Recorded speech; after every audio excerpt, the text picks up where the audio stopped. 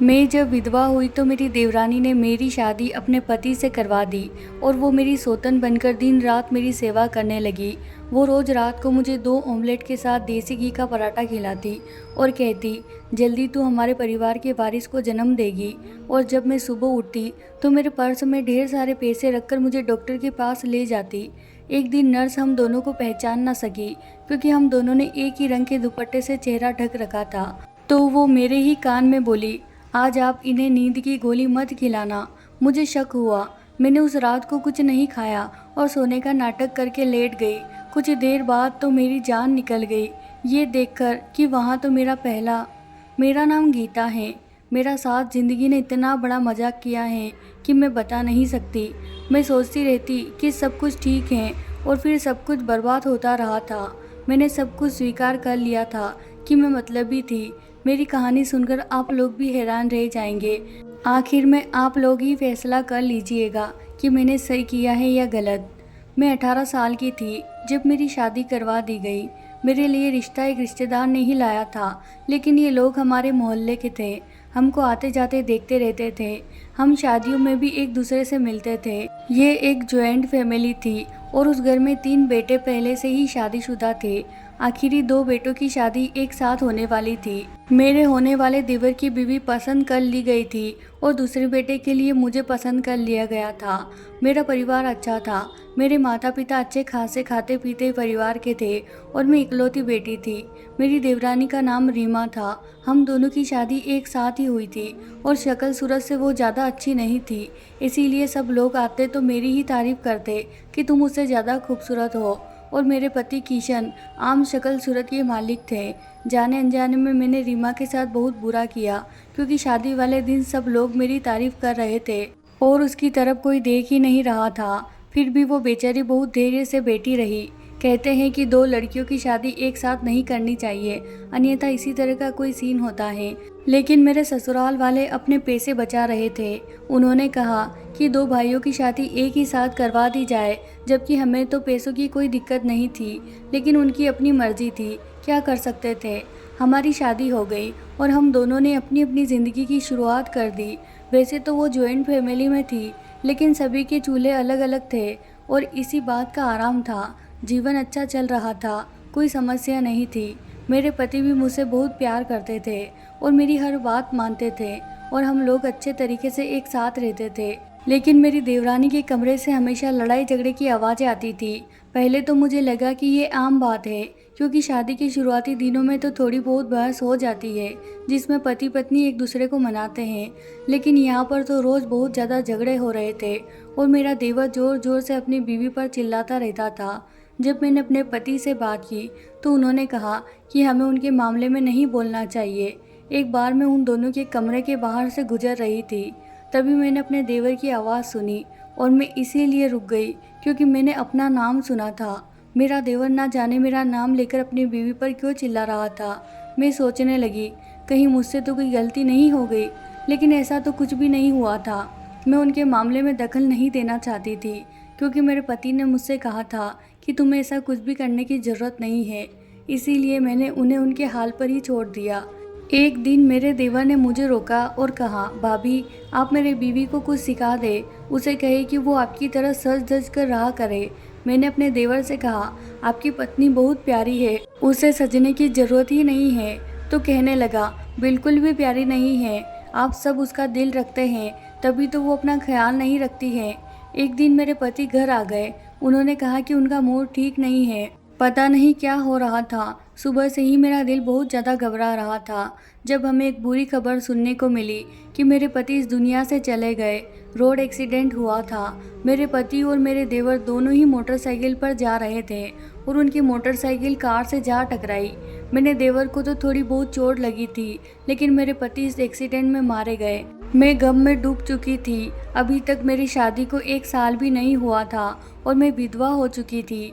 पति के देहांत के बाद भी मैं ससुराल में रहती थी। ये दिन मैंने बहुत उदासी से काटे थे। सब कहने लगे, इस लड़की की ज़िंदगी तो बर्बाद हो गई है, अब इससे शादी कौन करेगा। आजकल तो कुंवारी लड़कियों को भी रिश्ते नहीं मिलते।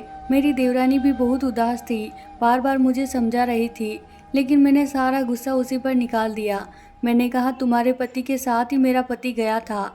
किसी को ये कहना बहुत आसान होता है कि संभालो खुद को, लेकिन अब खुद पर बीतती है ना, तब पता चलता है। अगर मेरी जगह आज तुम होती तो मैं तुमसे पूछती कि इतना बड़ा दुख किस तरह बर्दाश्त करोगी। तुम्हारा पति तो सही सलामत है, मेरी तो दुनिया ही खत्म हो गई है। मेरे देवर ने ये बात सुन ली और मुझे कोई जवाब नहीं दिया। पति के देहांत के बाद मैंने ससुराल में ही रहने का फैसला किया। मैंने कहा, मैं वापस नहीं जाऊंगी, मुझे दूसरी शादी भी नहीं करनी है। पति को गुजर के 6 महीने हुए थे जब मेरे देवरानी ने मेरे सास के सामने एक बात रखी, जिस पर घरवाले तुरंत तैयार हो गए। और वो बात ये थी कि मेरी देवरानी मुझे अपनी सौतन बनाना चाहती थी। वो चाहती थी कि मैं उसके पति यानी कि मेरे देवर अमर से शादी कर लूं। घरवाले और अमर भी इस बात के लिए तैयार थे। अब सारे एक साथ बैठे हुए थे। तभी उसने कहा, मैं ही मोटरसाइकिल चला रहा था, भाई मेरे पीछे बैठे थे। मुझे ऐसा लगता है कि वो मेरे हिस्से की मौत लेकर चले गए हैं, इसीलिए उनकी जिम्मेदारियां मुझे निभानी चाहिए। घर वालों का भी यही कहना था कि तुम हमारी बहू हो, हम तुम बड़े शान से शादी करके लाए थे, अब तुम हमारे बेटे की आखिरी निशानी हो। तुम्हें देखकर हमें हमारे बेटे की याद आती है, तो इसी घर में रह जाओ तो अच्छा है। मेरे माँ बाप को भी बुला लिया गया, उनका भी यही कहना था, ये फैसला एकदम सही है।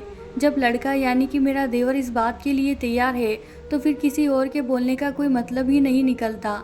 मेरी देवरानी भी तैयार थी।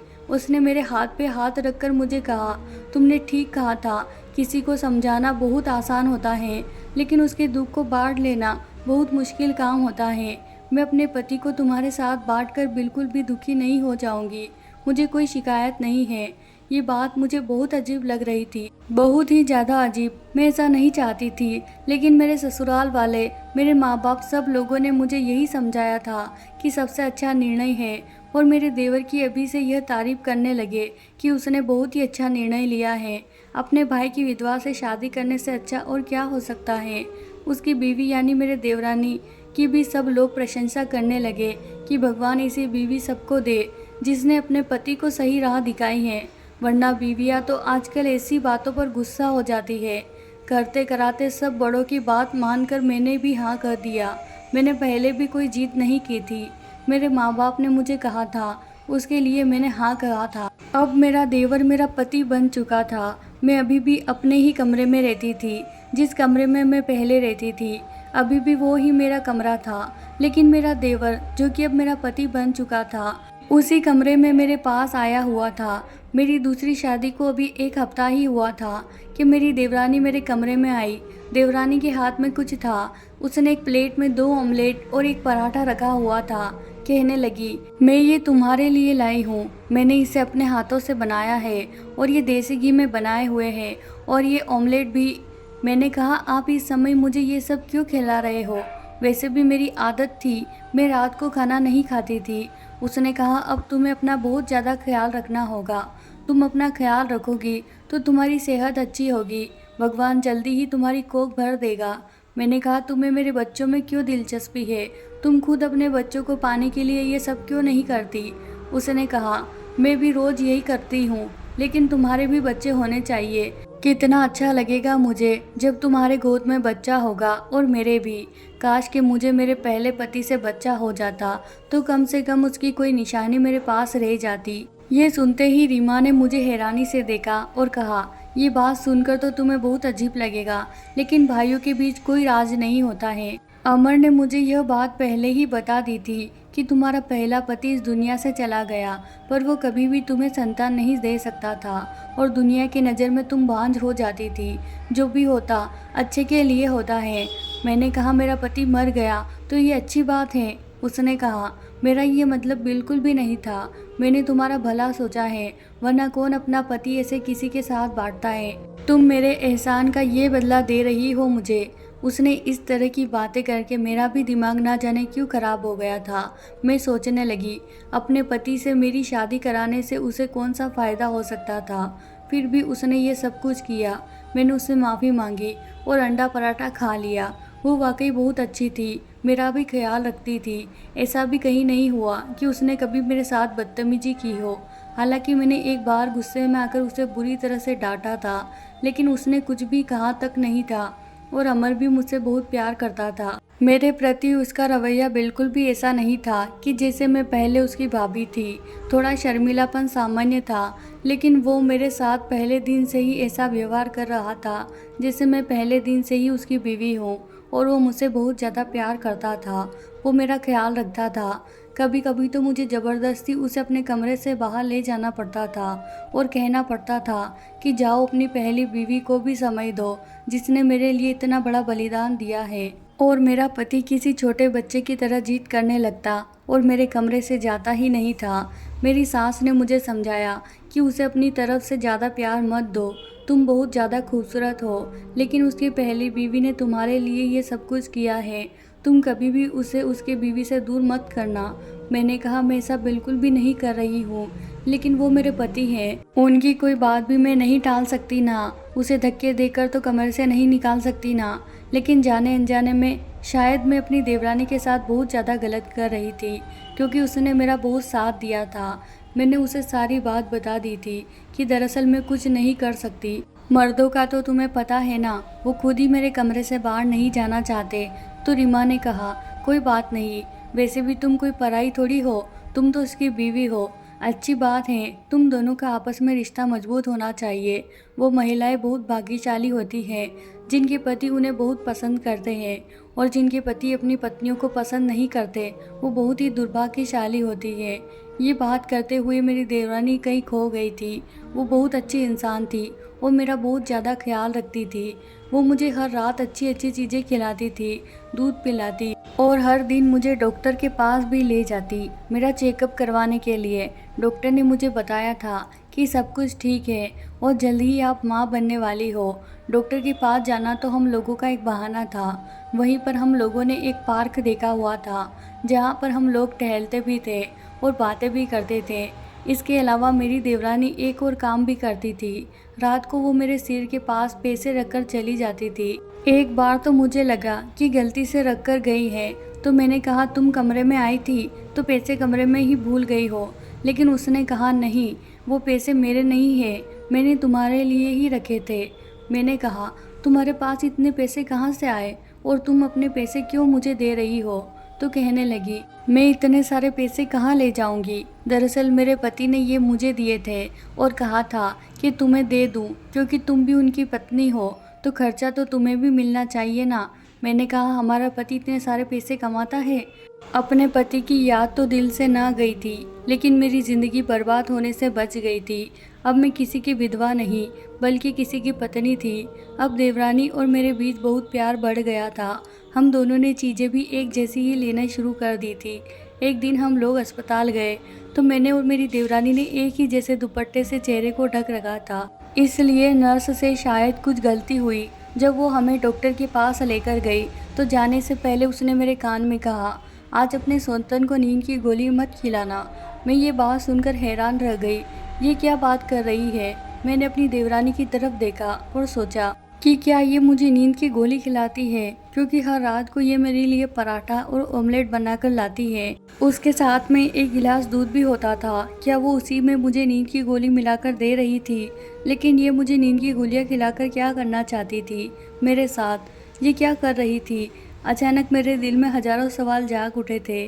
मुझे ऐसा लगा कि नर्स से कुछ गलती हुई है, लेकिन कोई गलती नहीं हुई थी, क्योंकि उसने बाकायदा मेरी देवरानी का नाम लिया था। और फिर मेरी देवरानी मेरे साथ इतनी अच्छी कैसे हो सकती थी, क्योंकि उसने अपने पति की शादी मुझसे करवा दी और अब वो भी ये चाहती थी कि उसके पति का बच्चा पैदा करूं।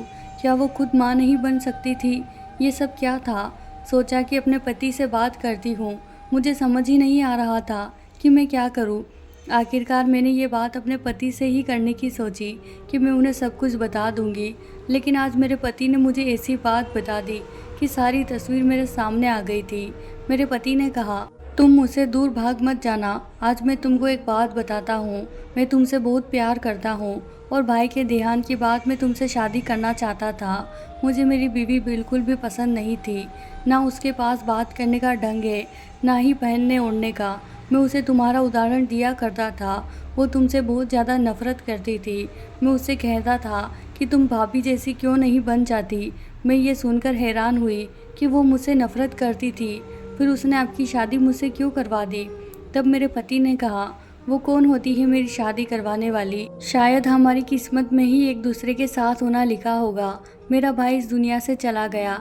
अच्छा होता कि मैं उसकी जगह पे चला गया होता। मेरा भाई बहुत अच्छा इंसान था, लेकिन शायद यही हमारी किस्मत में था। उसके बाद मैंने सोचा कि मैं तुमसे शादी कर लूँ।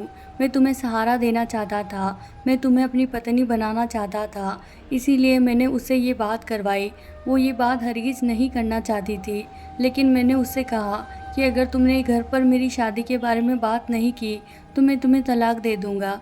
इसीलिए उसने ये बात मान ली। फिर मैंने ये भी कहा कि वो तुम्हारा बहुत ज़्यादा ख्याल रखा करे, क्योंकि मैं तुमसे बहुत प्यार करता हूँ। मैं अपनी पूरी ज़िंदगी तुम्हारे साथ बिताना चाहता हूँ। जब मेरे पति ने मुझे ये बात बताई तो मैंने भी अपने पति को वो सारी बात बता दी। तो मेरे पति हैरान रह गए। उन्होंने कहा, मैंने तुम्हारे लिए कभी भी उसके हाथ में पैसे नहीं दिए। वो तुमसे झूठ बोल रही है। हम एक काम कर सकते हैं, हम उस पर डॉक्टर के पास जाते हैं जिसके पास वो तुम्हें लेकर जाती है। हम लोग तुरंत उस डॉक्टर के पास गए, लेकिन अपना भेष बदल कर मैंने दुपट्टे से सिर के साथ साथ अपना मुंह भी ढक लिया, और मेरे पति को तो उन्होंने देखा ही नहीं था। फिर हमने उस डॉक्टर से झूठ बोला कि हमें गलत काम करवाना है। तब डॉक्टर ने कहा, हाँ बिल्कुल हम अबॉर्शन करवा दूंगी, लेकिन उसके बदले में मुझे इतने पैसे चाहिए होंगे। उसके बाद हमने डॉक्टर से कहा, हमने तुम्हारी रिकॉर्डिंग कर ली है, तुम यहाँ पर गलत काम करती हो, वो भी रिश्वत लेकर। वो थर थर काँपने लगी और कहने लगी, ये बात आप किसी को मत बताना, नहीं तो मेरा लाइसेंस रद्द कर दिया जाएगा, मैं डॉक्टर नहीं रहूँगी। फिर मैंने उसे कहा, मुझे उस औरत के बारे में बताओ जो तुम्हारे पास आती है और जिसका नाम रीमा है। उसने कहा, वो तो अपने सौतन को लेकर आती थी। तभी मैंने कहा, वो मैं ही हूँ और ये मेरे पति है। मैंने अपना चेहरा उसे दिखा दिया तो उसने तुरंत पहचान लिया और कहने लगी, उसने कहा था कि आप हमको ऐसी दवाई दो जिससे ये कभी भी बच्चा पैदा ना कर सके, और हो सके तो ऐसा करो कि इसकी जान ही चली जाए, यानी कि स्लो पॉइजन। ये बात सुनकर मेरे पैरों तले से ज़मीन ही निकल गई। मेरे पति भी बहुत डर गए थे। वो तुम्हारी जान लेना चाहती थी, तुम्हें बांझ बनाना चाहती थी। ज़रूर वो तुमसे बदला लेना चाहती है, क्योंकि उसके सामने मैं तुम्हारी तारीफ किया करता था। मेरे पति ने सबके सामने ये बात की। डॉक्टर का बयान भी सबको सुना दिया। इस बात के बारे में सबको पता चल गया। डॉक्टर से बात करने के बाद हम लोग सीधा घर पहुंच गए। तभी रीमा सामने ही बैठी हुई थी। मेरे पति ने कहा, ये माफ़ी मांगे मेरे बीवी से और कसम खाए कि इस तरह का काम दोबारा नहीं करेगी, तो मैं इसे माफ़ कर दूंगा, वरना इसको आज ही तलाक दे दूंगा। रीमा ने भी ऐसा रूप दिखाया कि मैं हैरान रह गई। कहने लगी, तुमसे माफ़ी मांग कौन रहा है और तुम्हारे साथ रहना कौन चाहता है? अपने भाभी पर नज़र रखने वाले घटिया इंसान हो तुम। नहीं रहना मुझे तुम्हारे साथ, दे दो मुझे तलाक। अमर ने उसे तलाक नहीं दिया, लेकिन वो हमेशा के लिए चली गई। मैं आज भी उसके बारे में सोचती हूँ तो हैरान रह जाती हूँ कि लोगों के चेहरे और उनका बर्ताव देखकर आप ये पहचान नहीं पाते कि वो आपके साथ क्या कर सकते हैं। कभी कभी बहुत मासूम नज़र आने वाले लोग भी बहुत खतरनाक होते हैं। मेरे देवरानी के दिल में जहर तब बैठा जब मेरे पति ने उसके सामने मेरी तारीफ़ करनी शुरू कर दी। उसको मेरा उदाहरण देने लगा और फिर उसको कहा, मेरी शादी करवाओ। मेरे पति ने भी गलत किया, लेकिन रीमा को इसके बदले में मेरे साथ इतना गलत नहीं करना चाहिए था कि वो मेरी जान लेने पर उतर आए। मुझे तो लगा इन सब के बाद मैं माँ नहीं बन पाऊंगी। पता नहीं वो तो मुझे कब से दवाई दे रही थी, लेकिन जिस इंसान को इस दुनिया में आना हो उसे आने से कौन रोक सकता है। भगवान के आशीर्वाद से मुझे जुड़वा बच्चे हो गए। भगवान ने हमें एक बेटी दी थी और एक बेटा। भगवान के आशीर्वाद से मैं अपनी ज़िंदगी में बहुत ज़्यादा खुश हूँ। मेरी देवरानी कहाँ गई, अब किसके साथ है, मुझे कुछ नहीं मालूम। उसने फिर से शादी की या नहीं ये भी किसी को पता नहीं, लेकिन कभी कभी मैं सोचती हूँ कि मेरे पति ने भी उसके साथ गलत किया, वो ही उसको इस मुकाम तक ले आया। तो भाइयों और बहनों, अगर मेरी आज की कहानी आपको पसंद आई हो तो वीडियो को लाइक कीजिए, शेयर कीजिए और कमेंट कीजिए। और हाँ, सबसे ज़रूरी बात, अगर आपने अभी तक मेरे चैनल को सब्सक्राइब नहीं किया है तो प्लीज़ सब्सक्राइब करें। तो भाइयों और बहनों, मिलते हैं अगले वीडियो में एक और दिलचस्प कहानी के साथ। तब तक के लिए नमस्कार, धन्यवाद भाइयों और बहनों।